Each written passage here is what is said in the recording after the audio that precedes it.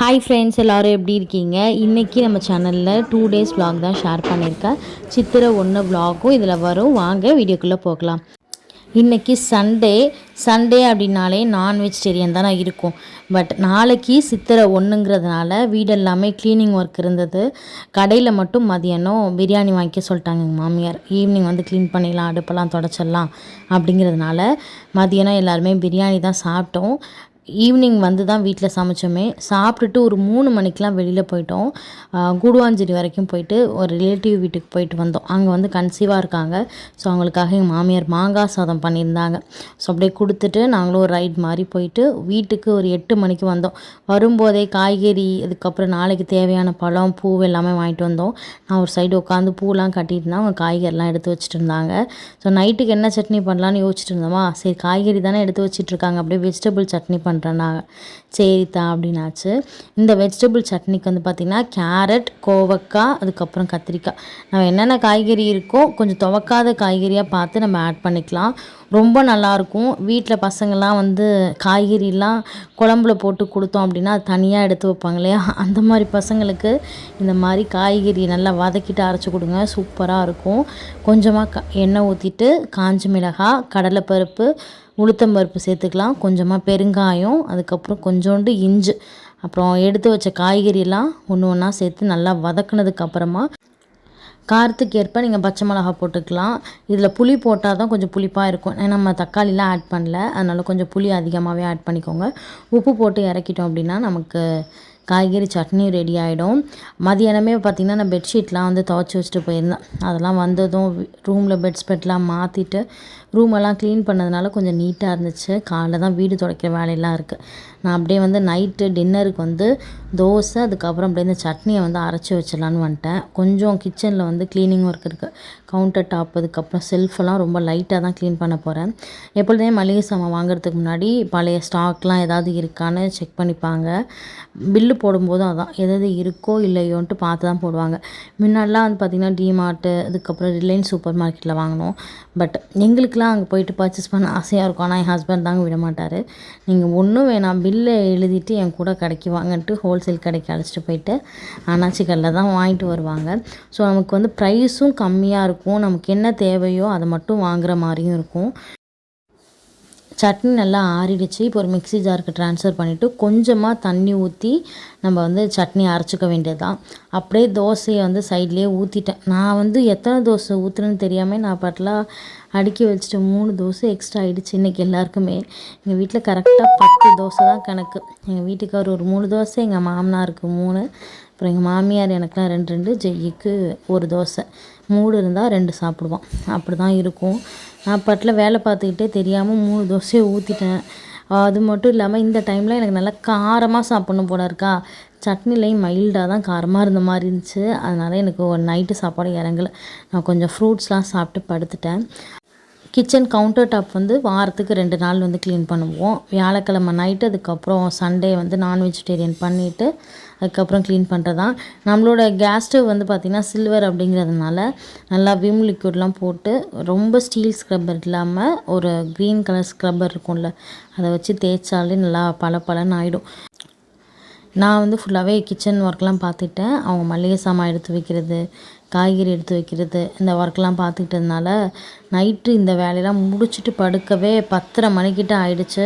அவ்வளோதான். நல்லா சிங்க்கெல்லாம் தொடச்சி கழுவி விட்டதும் பளபளன்னு ஆயிடுச்சு. எங்களுக்கெல்லாம் வேலை பார்த்து வேர்வை வலியுது. ஒரு ஆள் 3 மணிக்கு வெளில போனவர் நைட்டு 10 மணி வரைக்கும் நல்லா சைக்கிள் ஓட்டிகிட்டு கிரிக்கெட் விளையாண்டுட்டு தான் வந்தானே. எல்லாருமே நைட்டு சாப்பிட்டுட்டு நாளைக்கு சித்திரை 1ங்கிறதுனால ஹாலில் வந்து ஒரு தாம்பலத்தில் பலா, வாழை, இதுக்கப்புறம் வெத்தலைப்பாக்கு, காசு, பூ எல்லாத்தையும் எடுத்து வச்சு தான் படுப்போம். எழுந்து வந்ததும் இதை தான் ஃபஸ்ட்டு பார்க்கணும். என் ஹஸ்பண்ட் சொல்லுவாங்க, ஏன் வருஷத்துக்கு ஒரு வாட்டி பண்ணணும், டெய்லி இது மாதிரி பண்ணோம்னா நமக்கு நிறைய காசு வரும்ல அப்படின்னு. நினப்பு தான். ஸோ என்ன பண்ணுறது, வருஷத்தில் முதல் நாள் இதை பார்த்தா நமக்கு ஒரு நல்ல ஒரு பாசிட்டிவ் வைபாக இருக்கும் அப்படிங்கிறதுனால ஸோ காலையில் எழுந்து வந்ததும் எல்லோரும் இதை பார்த்தோம். அப்புறம் நான் ஒரு நெக்ஸ்ட் டே மார்னிங் சித்திரை 1 அன்னைக்கு காலையில் குளிச்சுட்டு வந்து எங்களுக்கு கொஞ்சம் ஆஃபீஸில் ஒர்க் இருக்குது. அதனால் நான் காய்கறி மட்டும் கட் பண்ணிவிட்டு கொடுத்துட்டேன். எங்கள் மாமியார் சமையல் வேலைலாம் பார்த்துட்டாங்க. இன்றைக்கி மாங்காய் முருங்கைக்காய் சாம்பார், அதுக்கப்புறம் மாங்காய் பச்சடி, கோவக்காய் பொரியல், இதுதான் மெனு. ஸோ காலையிலே எங்கள் மாமியார் நல்லா குளிச்சுட்டு புது ட்ரெஸ்லாம் போட்டு சாமி கும்பிட்டுருந்தாங்க. அவங்க வந்து சிவன் வச்சு சாமி கும்பிட்றதுனால இந்த அபிஷேகம் இதெல்லாமே டெய்லியும் பண்ணிகிட்ருப்பாங்க. அவங்க சாமி கும்பிட்டாங்கன்னா சாலிடாக 2 ஹவர்ஸ் அது மாதிரி ஆகிடும். நாங்களும் காலையில் பிரேக்ஃபாஸ்ட்டுக்கு வந்து இட்லி, அதுக்கப்புறம் பருப்பு பாயாசம், நல்லா பலாப்பழம் இருக்குல்ல அது போட்டு தேங்காய் துருவெல்லாம் போட்டு கொடுத்தாங்க. சூப்பராக பருப்பு பாயாசம், இட்லி சாப்பிட்டுட்டு கொஞ்சம் வீட்டு வேலையை பார்த்துட்டு நானும் ஆஃபீஸ் கிளம்பிட்டேன்.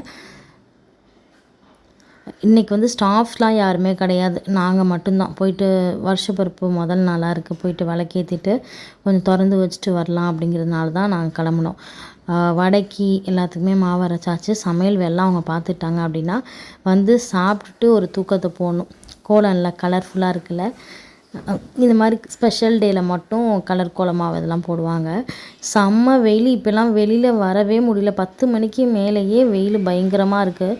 வரும்போதே பூ, அதுக்கப்புறம் எலுமிச்சம்பழம்லாம் வாங்கிட்டு வந்துட்டேனா, ஸோ நேற்றே எல்லாத்தையும் க்ளீன் பண்ணிட்டுலாம் போயிட்டாங்க. நான் சும்மா லைட்டாக பெருக்கி விட்டுட்டு வாசலில் தண்ணி தெளித்து கோலம் போட்டேன்.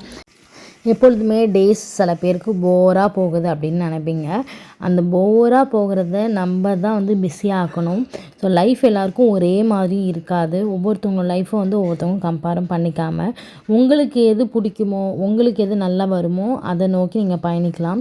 ஸோ லைஃப்பில் எல்லாருக்குமே எல்லா ஸ்ட்ரகிளுமே இருக்கும். பட் ஆனால் ஒரு நாள் போல் இன்னொரு நாள் இருக்காது. எல்லாத்துலேயுமே மாற்றம் இருக்கும். ஸோ உங்களோட டேவை வந்து நீங்கள் தான் பாசிட்டிவாக மாற்றணும்.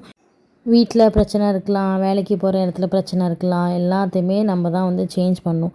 ஸோ இது மாதிரி நம்மளை ஒருத்தவங்க திட்டாங்களே, நமக்கு இப்படி குறை சொல்லிட்டாங்களே அப்படின்னு நினச்சி ஃபீல் பண்ணாமல் பாசிட்டிவாக வந்து சேஞ்ச் ஆக ட்ரை பண்ணுங்கள். ஸோ நம்மளை சுற்றி இருக்கிறவங்களையுமே நம்ம பாசிட்டிவாக வச்சுக்கோங்க.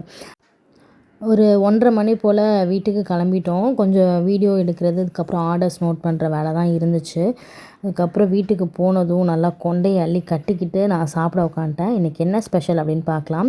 மாங்காய் பச்சடி, நல்லா அந்த வேப்பம்பூலாம் போட்டு மாங்காய் பச்சடி பண்ணியிருந்தாங்க.